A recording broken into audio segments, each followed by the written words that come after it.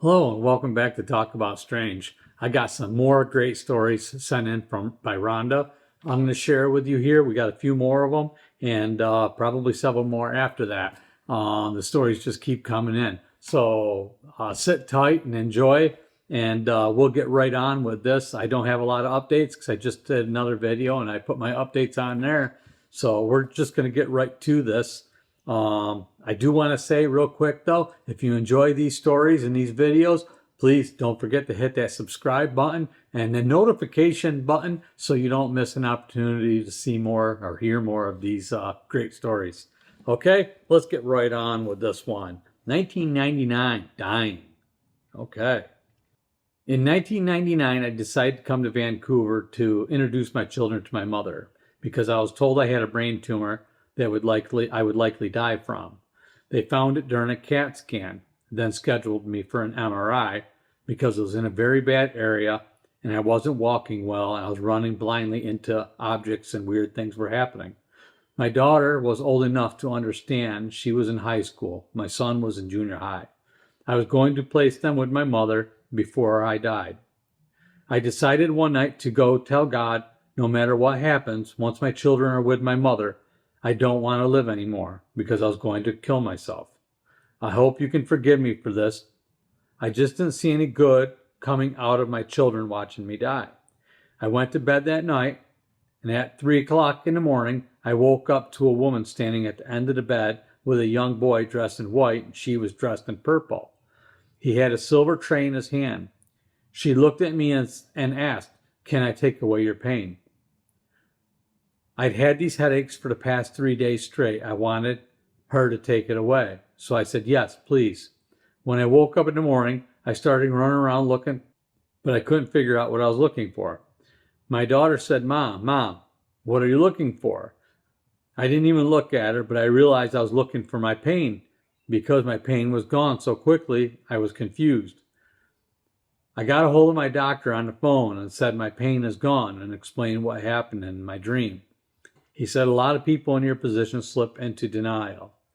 It's possible the tumor is affecting the receptors and something is happening to cause the dreams. He put a rush on my MRI appointment and they got me in. I was there for almost 2 hours. I remember the machine making all this racket and making me feel claustrophobic.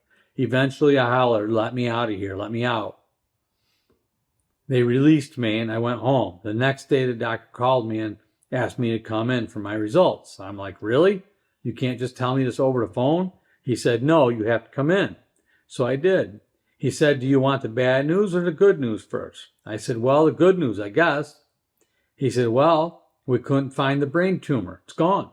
The bad news is you won't need to come back to see us for a while, at least not for that." Even though I had become good friends with him by this time, my reply was still, "Yay, no more doctors, thank God." I found out later when I ran into my doctor, he had went to church that day. He said he knew a miracle when he seen one. Brain tumors don't just disappear. He continued going to church and eventually left the practice and retired because he disagreed with the politics involved with it. I said, "I'm going to miss you, Doc." He said, "Well, you still have me as a friend." And I said, "Well, that's better than nothing, I guess." But that was the last time I saw my doctor. Shortly after that miracle, my physical abilities really increased. I thought to myself, "Oh God, I don't want to be one of those 1-800 call a fool, but God, please put a gift into something that I can use that would be helpful. I really want to help." Not just tell them that how much money they're going to gain or what the relationship status is going to be. I want to really help them in times of need. I was thinking more about medical stuff and the last having dreams about medical things like diseases and heart and lung, and I started to develop that kind of stuff. Every single night I would dream for about 4 hours. It was almost like going into a psychic medical school. After that, the Holy Father stayed in contact with me, and when I met someone that needed help, he'd tell me what I needed to do and how to help them. Whether it's herpetology or a physical doctor, sometimes a simple prayer. Would you believe a prayer is that strong? One time God told me to write down a prayer and give it to this woman's doctor. I did. He put it underneath her pillow. She walked out of the hospital the very next day. I don't know what was wrong with her, and apparently neither did the doctor. But she walked out of the room in perfect health the next day. That's a really cool story. You hear about medical miracles and stuff like that. People, just miraculously healed. It's not the first one we've heard here on the channel. A few people have written in about things that have happened to them where they had a pretty grave diagnosis, then overnight, man, it just, turned right around. There's been a lot of that kind of stuff that you hear about. It's really cool. I wonder how that all ties into your psychic abilities and stuff like that. You've talked about, quite a bit throughout there, but that's pretty cool. Let's get on to your next one here, because we got a few of them. Don't play with orbs. This is when I lived in Courtney. I think I was around 40 years old. I was sitting in my apartment that I already knew was haunted. All kinds of stuff used to happen there. I was sitting by my computer I just started learning how to use. Yahoo was a big deal back then. All of a sudden, this white orb came through my curtain from my window and was floating around. I was like, what the hell is that? I could see it with my naked eye as it floated around the room, not doing anything, just floating around. I was sitting in my chair watching it, and it came right up to me. I just sat there and watched it as it came right up and touched my nose. Well, let me tell you, that thing sent me flying off from my chair right onto the cement floor, shaking my head like a cartoon character. I thought, what the hell just hit me? Electricity? That thing was pretty powerful. From then on, whenever I see anything spooky like that, I get the hell out of its way. I don't want to touch that thing ever again. We've had quite a few orb stories, but I don't think anybody's ever been touched by one or touched one. If you guys, anybody out there has, I'd love to hear about it. Make sure you send that story in to us. All right, this next one is The Devil Comes to Town. I was still in my 40s. My daughter was living in an apartment in the same building as I was living in. The weekend coming, we were finally going to get to spend some time together. So I said to her, come on over to my house and have your shower after you get out of work. I'll run to the side store. They have these great potato wedges and chicken. I'll get us some supper and we can watch a movie or two, and just hang out together. When she arrived, I said, well, I'll run out and grab our supper. You take a shower and relax.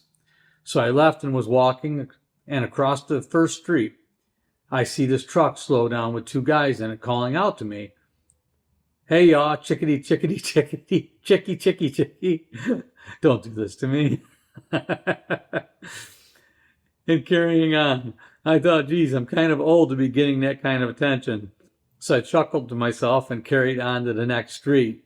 Stopped for the four-way stop and crossed, and then had to cross to the other side when another vehicle rolls down their window and does the same thing. I'm thinking I've got to get this chicken and go and get home. But on the way home, it happened again with two different vehicles. I get home and my daughter says, Mom, did you get the extra sour cream? Can you run back to the store? And I said, hell no, I'm not going back to that store. I was followed home there and back by these weird guys calling out and heckling me. She said that happened to me on the way home too. This happened just before Halloween. My daughter and I started wondering if the devil had come to town and possessed these people because it was a really weird thing to happen. And I'm wondering if this has ever happened to anybody else. Okay, well, I'll tell you what, it's never happened to me. It actually happened to my daughter when she had her apartment and in town, and she went by. It had it happen a couple times to her there. So, hey, you never know. All right, my son sees Jesus. And if any of you guys have had that happen, please, she wants to know. Let her know. All right.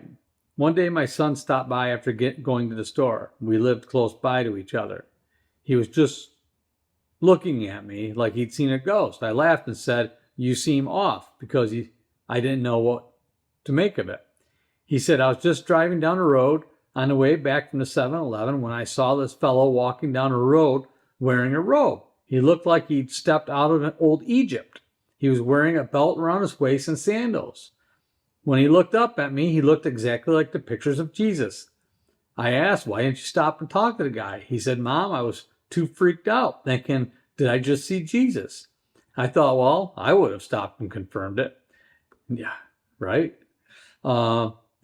Anyway, he swears to this day he saw Jesus, and he even had weird sandals on that laced all the way up his legs, or laced up his legs. I said, I don't think I know of any guy that ever wore sandals with laces that laced up their leg. That was it for that one. That was just a short one there. Have any of you seen Jesus? She probably wants to know, or anything like that. Her son probably wants to know. That would be interesting. Can you imagine? Right? I mean, seriously. How cool would it be? I mean, I think. I don't know. Anyway, be neat. All right. I think this is our last one. It's kind of short, but arrested for murder. Back in Cranbrook, when I was about 30 years old, I had a good friend named Susan. She lived with her husband, 2 twins, and her son, Jonathan. She was very active in the church for years when she was younger. She babysat my children. I kept in contact with her even when she had her children. She lived right behind me in a duplex. One day when I came home, there was a fire. Our friend Ron, we called him Mooch, had saved Susan's child from the fire. The police and the fire department were there. I tried to run inside the building, and they said, no, you can't go in there. I hollered, where is Susan? But they didn't answer me. They saved her older son, Jonathan, but I found out later that Susan had died in the fire. I'm sorry to hear that. No one was saying much, but one of the twins was missing and one needed surgery. I guess the poor little boy succumbed to the smoke and died in the fire with Susan. Later we learned that Susan was murdered, but nobody knew by whom. As I cried myself to sleep over my friend's death, I had a dream. I was standing by the back window looking out into the alley in the dream. I saw 2 men walking down the alley with masks on. One of them pulled his mask off. I could see that he was a blonde with long hair down to his shoulders. The other guy still had his mask on. I phoned the police right away and told them about the dream. I tried to share all the details that I could, but the officer said I should just try to get back to sleep and calm down. I know you're pretty upset over your friend's death. I asked, well, wouldn't you be damn upset? I'm horrified, and I'm scared that this murderer is still out there, that he might come after one of us. Anyway, the next week, they did make an arrest. Susan's husband took the other children up to Alkali's and murdered them. They think he got confused on what he was going to do with the children, but they found the kids in a duffel bag in the Alkali's. I don't know, Alkalize. It turned out to be his best friend that I saw remove the mask. When the police questioned him, the story didn't fit together. Her husband said that he was at church when the police asked him. But when his best friend phoned him, he was at the house. And when he picked up the phone, that call gave him away. So when they questioned his best friend, he panicked and accidentally spilled the beans. The officer said the dream was what led them to investigate the best friend. They found him guilty and put him in jail. I saw Susan in the alleyway blowing me kisses and saying, thank you, my friend. I'll love you forever. She held her 2 twins in her arms. Her son Jonathan was placed with his father's parents. When they asked her husband in the courtroom why he killed Susan, he said because life isn't always just a little house on the prairie. They figured out he had attempted murder before with his other family. Poor Susan had no idea what she was living with. I sometimes wonder what Jonathan looks like today and how Susan and the children would be. if this had never happened. Yeah, for real. You know, what a crazy world we live in. And it just blows your mind to think about what people are capable of. You know, it just the things that happen. It just, and sometimes you think that they're possessed or something. I mean, I just can't fathom how somebody could do something like that. You know, it's a terrible thing. Anyway, yeah. Everybody be safe out there. Stay warm. Thank you for joining me here again. Don't forget to hit that like and subscribe button and that notification button so you don't miss out on an opportunity to hear another great story. And I will see you again really soon.